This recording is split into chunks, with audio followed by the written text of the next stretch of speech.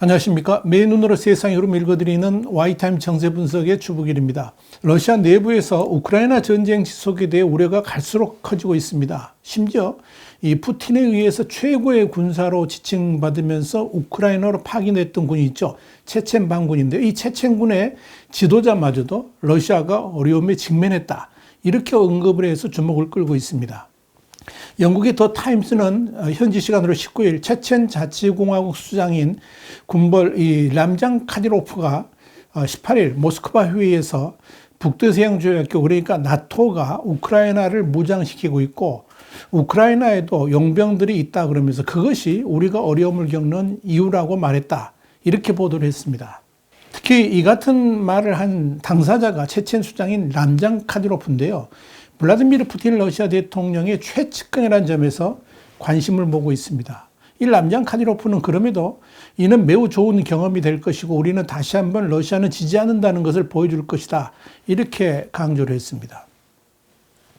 이 람장 카디로프의 체첸군은 잔악한 전쟁 수행으로 악명이 높은 군대죠. 러시아가 우크라이나를 침공한 2월 24일 이후에 의용군 형태로 러시아가 주장하는 특수 군사작전에 병력을 보냈고 실제로 이 우크라이나 남부 마리우폴을 공격하는 과정에서 상당한 인력 손실을 본 것으로 알려졌습니다. 러시아는 철저하게 보도를 통제하면서 러시아군의 승리 목소리만 전달하고 있죠. 근데 그 와중에 이 크렘린궁의 군사 전략가인 전직 대령 미하일 호다레노크가 지난 16일 국영TV이고 친정부 매체인 러시아원의 토크쇼 60분에 출연을 해가지고 이런 말을 했어요. 러시아가 완전히 고립됐고 우크라이나 전황은 더 불리해질 것이라 그러면서 인정하고 싶지 않겠지만 우리는 완전히 정치적 고립 상태이고 세계가 우리에게 등을 돌렸다라고 말해서 충격을 줬습니다. 호다레노크 전 대령은 이어서 잘 무장한 우크라이나군 100만 명이 조국을 지키겠다는 열망을 갖고 마지막까지 싸우려고 한다 그러면서 일부 러시아인들이 이 생각에 동의하지 않는다 해도 이건 사실이다 이렇게 지적을 했습니다. 호다레노크 전 대령의 이런 발언에 이 당혹감을 느낀 사회자가 이들이 징집병 아니냐 이렇게 말을 하니까 호다레노크 전 대령은 정말 중요한 것은 동원 방식이 아니라 싸울 의지다 이렇게 말을 했습니다. 그는 이어서 군사정치적으로 현실 감각을 가져야 한다 그러면서 북대서양 조약국 그러니까 나토에 가입한 핀란드를 향해서 로켓을 흔들면서 위협을 하는 것은 상대방에게 웃겨 보일 뿐이다 이렇게 말을 했습니다. 호다레노크 전 대령은 러시아 엘리트 군사학교 출신인데요. 이 우크라이나 침공 전에도 전쟁 자체가 국익에 도움이 되지 않는 일이다 이렇게 경고를 한 바 있었습니다. 이뿐 아니라 정보장교 출신의 블로거인 이고르 기르킨도 자신의 텔레그램 채널에서 돈바스 지역 공격이 실패했다라고 주장해서 파문을 일으켰습니다. 이고르 기르킨에 이어서 2달 넘게 치밀하게 싸운 끝에 전술적 성공만 거뒀고 큰 지역은 한 곳도 해방하지 못했다 그러면서 돈바스를 완전히 해방하지는 못할 것 같다 이렇게 말을 했습니다. 이런 가운데 우크라이나 전쟁에서 사망하거나 부상당한 러시아군 가족들의 분노도 점점 확산되고 있습니다. 영국의 가디언지는 현지 시간으로 17일 러시아가 우크라이나 전쟁이 피해를 숨기고 있지만 결국 정보가 유출되면서 군인 가족들이 분노하고 전쟁을 지지하던 이들은 실망하고 있다 이렇게 보도를 했습니다.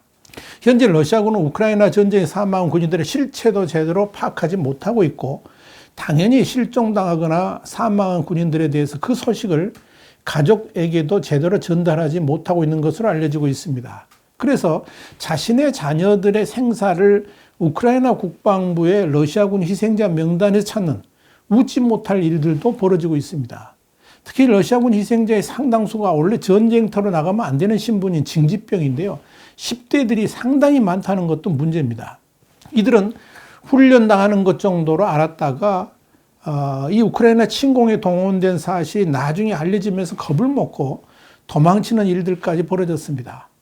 이렇게 러시아군이 희생자의 명단을 밝히지 않는 바람에 한 달 전 우크라이나 공격을 받아서 침몰했던 이 러시아 순양한 모스크바호에서 복무한 한 징집병의 어머니는 아직도 아들을 찾고 있다고 합니다. 이 어머니는 전쟁이 시작된 후에 우리는 러시아 정부를 완전히 다르게 보고 있다 그러면서 정부 지도자를 향해 심한 말을 하고 싶지만 그러면 감옥에 보낼 것이므로 안 하는 게 낫다 이렇게 말을 했습니다. 그러면서 그들은 아들의 사망을 인정한다는 문서에 서명하고 보상을 받으라고 한다 그러면서 내 침묵을 사려고 하지만 그럴 일은 없을 것이다. 나는 끝까지 아들을 찾을 것이다. 이렇게 말을 했습니다. 실제로 러시아군은 지난 2월 투입한 지상 전투 병력의 3분의 1 정도를 잃었을 가능성이 있다라고 영국 국방부가 1일 정보보고를 통해 발표한 바 있습니다. 이와 관련 우크라이나 국방부는 전쟁 개시 85일째를 맞는 19일 현재 이 러시아군의 사망자 숫자가 28,500명에 달한다라고 발표를 했습니다. 또한 러시아가 우크라이나에서의 자국군 인명피해를 은폐하기 위해서 전사자들의 시신을 무더기로 집단 매장했다라고 우크라이나 정보기관이 주장하기도 했습니다. 영국의 더 타임스가 10일 보도한 바에 따르면 이 우크라이나 국가보안국 SBU가 이 러시아군 병사하고 지인 간의 통화를 감청해서 얻어냈다는 이 녹음 파일을 페이스북에 공개를 했는데 문제의 통화에서 이 러시아군 병사로 보이는 인물은 이 우크라이나 동부 도네츠크주의 집단 매장지에 러시아군 전사자 수천 명의 시신이 사람 키 높이만큼 쌓여 있다라고 말했다는 겁니다. 또한 이 러시아가 자국군인들의 시신을 우크라이나로부터 인수하기를 거부하고 있다. 이런 사실도 알려졌죠. 상황이 이런데도 러시아군은 전사자 숫자 자체를 사실상 전혀 공개하지 않고 있습니다. 그러다 보니까 연락이 끊긴 군인 가족들에게서 불안감은 더욱 커지고 있고 더불어서 러시아 정부를 향한 원망과 불만은 더욱 확산되고 있다. 이렇게 보시면 됩니다. 이 러시아에서 정말 큰 문제는 전쟁이 빨리 종결될 것 같지가 않고요. 또 전세가 러시아가 아니라 우크라이나 쪽으로 기울어지고 있다는 점입니다. 나토는 앞으로 몇 주간은 우크라이나 전장에서 누구도 승기를 잡지 못하는 교착 상태가 이어질 것으로 보이고 최근 전장의 기세가 우크라이나 쪽으로 상당히 기울어지고 있다. 이렇게 전망했다고 CNN이 18일 보도를 했습니다. 이와 함께 이 나토 내부에서는 우크라이나가 2014년 러시아와 친러 분리주의자들이 각각 점령한 이 크림반도와 돈바스주, 그러니까 루안스크하고 도네츠크주를 말하는 거죠. 이 돈바스 지역을 다시 탈환할 수 있을지를 두고 논쟁이 벌어지고 있다. 이렇게 CNN이 보도를 했습니다. CNN이 이어서 이 나토 관계자의 사견을 전제로 해서 우크라이나군이 크림반도와 돈바스를 되찾을 수 있을 것으로 본다 그러면서도 지금 당장은 아니고 조만간도 아니지만 만약 그들이 계속 싸울 수 있다면 가능할 것으로 생각한다. 이렇게 말했습니다. 그러면서도 이 관계자는 CNN에 다만 일부 지역에서 현지 주민이 반발할 가능성이 있어서 이 우크라이나가 영토 탈환을 위해 실제로 싸워야 할지에 대해서는 의문이 든다. 이렇게 덧붙였습니다. 어찌되었건 러시아가 전혀 원치 않는 장기전으로 이 우크라이나 전쟁이 흐를 것이라는 전망입니다. 실제로 우크라이나군은 개전 이후 수도 키우 방어에 성공한 데 이어서 제2도시인 하르키우도 거의 수복을 했죠. 하지만 헤르손 같은 남부 주요 거점을 빼앗겼고 크림반도와 친러 돈바스 지역을 연결하는 요충지인 이 마리우폴을 결국 포기했습니다. 문제는 이 현재 상황에서 러시아와 우크라이나군 모두 장기전을 대비하고 있다는 점입니다. 이 전쟁이 교착 국면으로 접어들었다는 점은 이 러시아군의 전투 형태에서도 그대로 드러납니다. 워싱턴 포스트는 18일 미국 국방부 관계자의 말을 인용해가지고 이 러시아군이 개전 12주가 지나는 시점에서 전투에 투입하는 병력을 조정했고 이는 이 러시아 측이 개전 초기보다 야심이 줄어들었다는 걸 보여준다. 이렇게 진단했습니다. 이건 사실상 러시아와 우크라이나의 전쟁이 교착 국면에 접어들었다는 것을 반증해 주는 겁니다. 다시 말씀드려서 양측 모두 결정적 승기를 잡지는 못한 채 공방이 오가는 상황에서 이 러시아군이 전투 규모를 줄였다는 게 미국 국방부의 분석입니다. 미국 국방부 측은 이 우크라이나 동부의 돈바스 전선에서 공격 작전을 주도적으로 수행하는 러시아군이 수백 명으로 구성된 대대급 부대가 아니라 수십 명에서 많아야 100명 사이의 중대 병력이라고 설명을 했습니다. 러시아군이 공격하는 지점도 이 동부 돈바스의 주요 도시라든지 이 우크라이나 군 점령 지역이 아니라 마을과 교차로와 같은 아주 좁은 지역을 대상으로 전투를 하고 있다 하는 이야기입니다. 이처럼 이 러시아군의 전술 운용 규모가 축소된 것은 전력 손실 등으로 인해 가지고 병력이 부족해진 상황과 무관치 않아 보인다는 것이 미국 국방부의 분석입니다.